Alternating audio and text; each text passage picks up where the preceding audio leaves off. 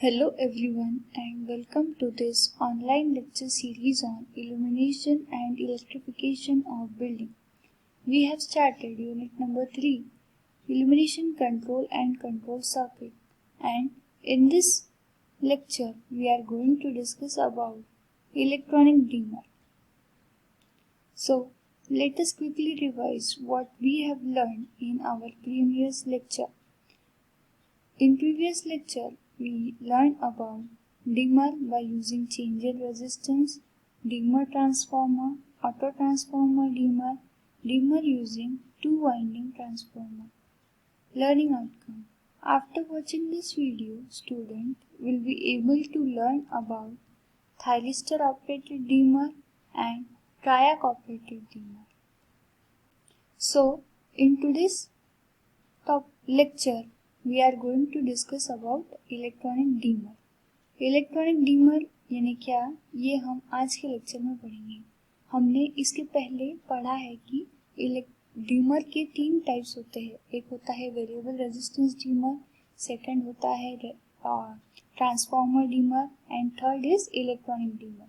तो सबसे पहला हमने जो पढ़ा है टाइप वेरिएबल रेजिस्टेंस डीमर में रेजिस्टेंस की वैल्यू को वेरी करके हम जो डिमिंग है या लाइट की जो इंटेंसिटी है वो चेंज करते हैं।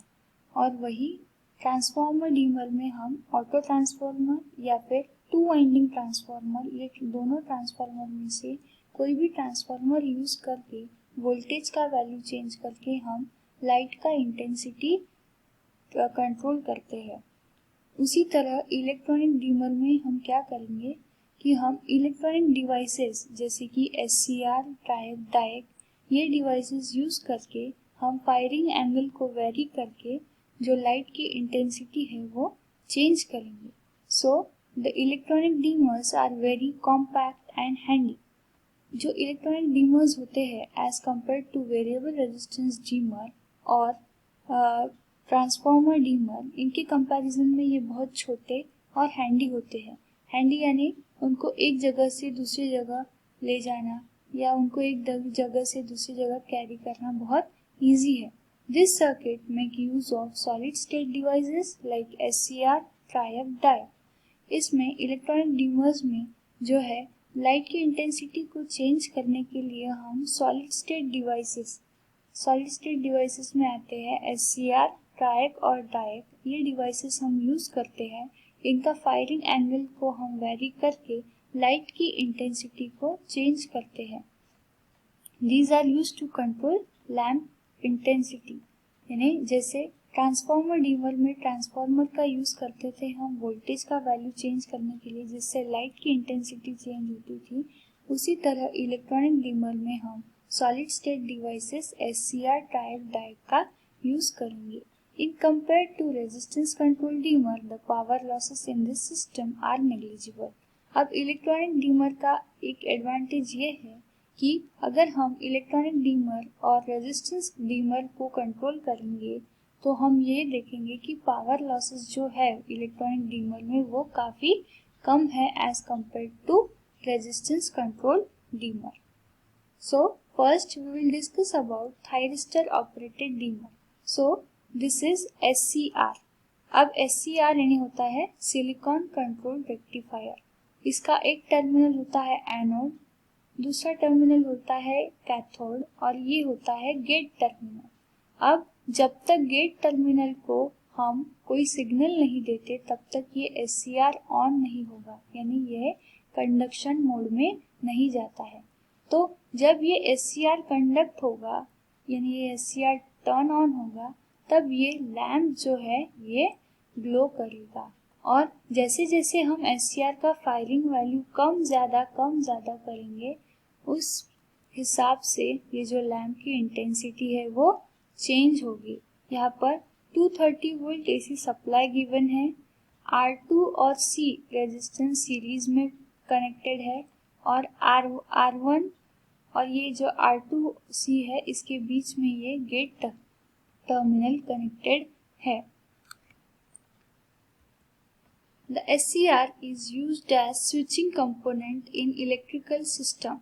अब इलेक्ट्रिकल सिस्टम में SCR सिलिकॉन कंट्रोल रेक्टिफायर को हम स्विचिंग कंपोनेंट के लिए जैसा यूज करते हैं, यानी जब SCR के गेट टर्मिनल पे हम कोई पल्स अप्लाई करते हैं, कोई सिग्नल देते हैं, तब SCR कंडक्ट होता है, तब ये क्या होता है, ऑन स्टेट में होता है। और जैसे ही हम गेट सिग्नल को रिमूव करते हैं SCR ऑफ स्टेट में चला जाता है। तो ये किस प्रकार काम करता है, एक स्विच की तरह काम करता है। इसलिए यहाँ पर कहा गया है कि SCR is used as switching component in electrical system. In SCR, when the anode terminal is positive and cathode terminal is negative, and if the triggered pulse is given to the gate terminal of SCR, then that time SCR will start conducting. So, जब anode terminal होता है SCR का positive और जब cathode terminal SCR का होता है negative, और जब गेट टर्मिनल पे सिग्नल अप्लाई किया जाता है, तब SCR क्या होता है, कंडक्ट करना स्टार्ट कर देता है। In the above circuit the capacitor is charge through the variable resistance R2 so that charging time constant R2C will be decided, and after that whenever capacitor is fully charged it will discharge to the gate terminal of SCR and SCR will be turned on. So ये circuit में हम देख रहे हैं कि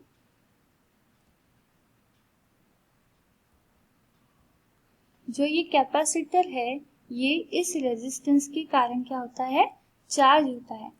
जैसे यहाँ पर लिखा गया है कि the capacitor is charge through the variable resistance R2, और ये जो है चार्जिंग का जो टाइम कांस्टेंट है उसे हम R2C कहेंगे, यानी R2C टाइम लेगा ये कैपेसिटर चार्ज होने में, and the time constant will be decided, and after whenever capacitor is fully charged it will discharge to the gate terminal of SCR.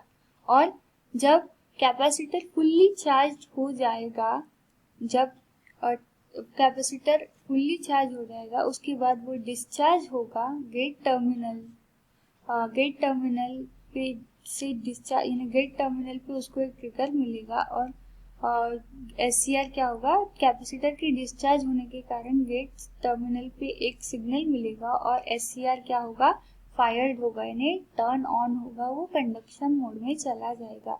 The firing period is decided by the value of R2C and the conduction and firing angle will be change. अब जो firing period है, यानी capacitor का जो conduction का period है, वो किस पे डिपेंड होता है, R2C पे, यानी कितने टाइम में वो कैपेसिटर चार्ज हो रहा है उसमें ये डिपेंड होता है। द फायरिंग एंगल में B varied from 0 to 180 degrees.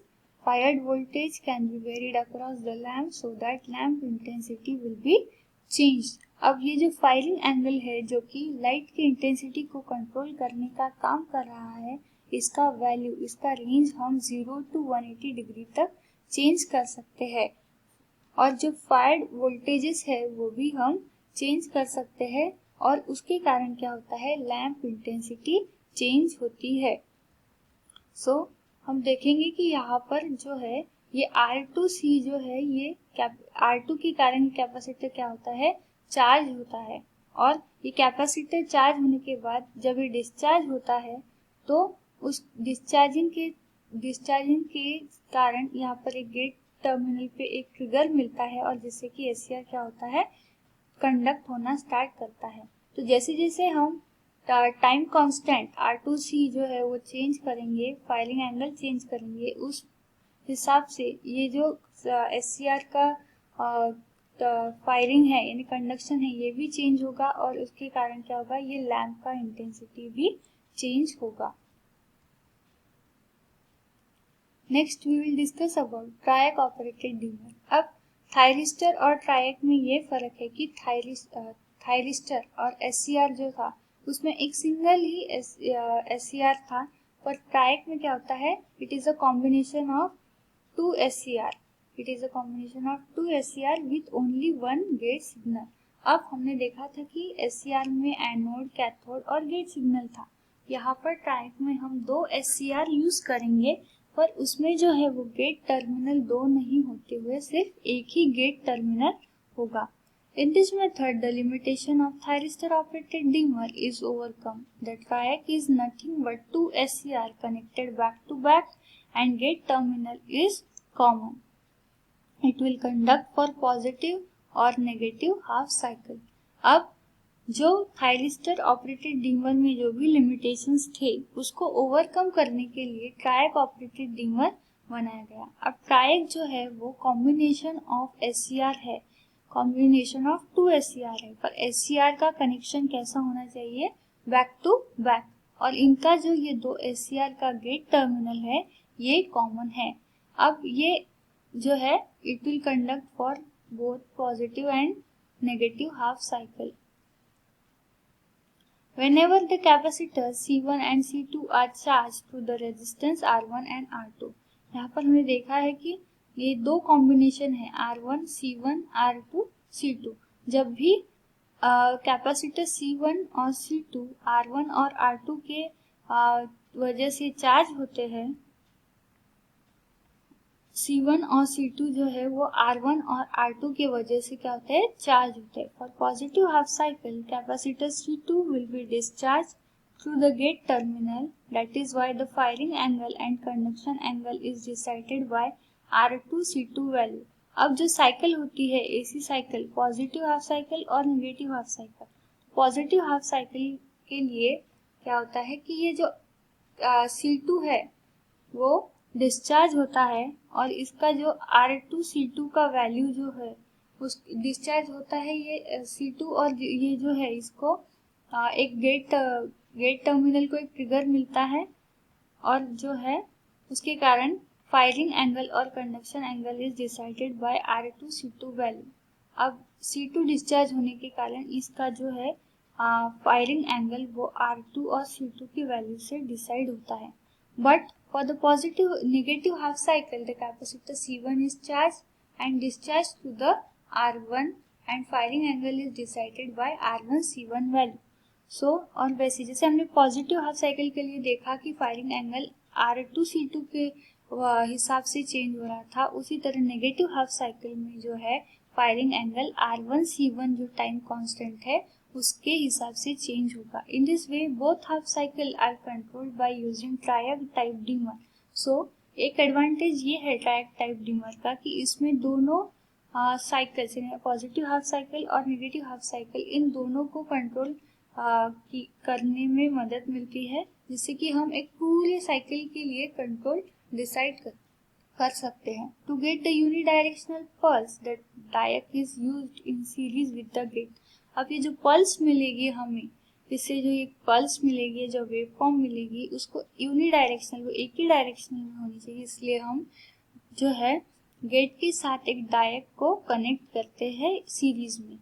This method is commonly used for light intensity control and other application. यह मेथड जो है वो बेसिकली लाइट इंटेंसिटी को कंट्रोल करने के लिए यूज की जाती है और इसके कई अदर एप्लीकेशन भी है, जैसे कि इसको फैन रेगुलेटर में भी यूज किया जाता है. So summary, in this video we learn about triac operated dimmer and thyristor operated dimmer. These are PO's map for today's lecture. Thank you and keep learning. In next lecture, we will learn about control circuit of lamp. Thank you so much.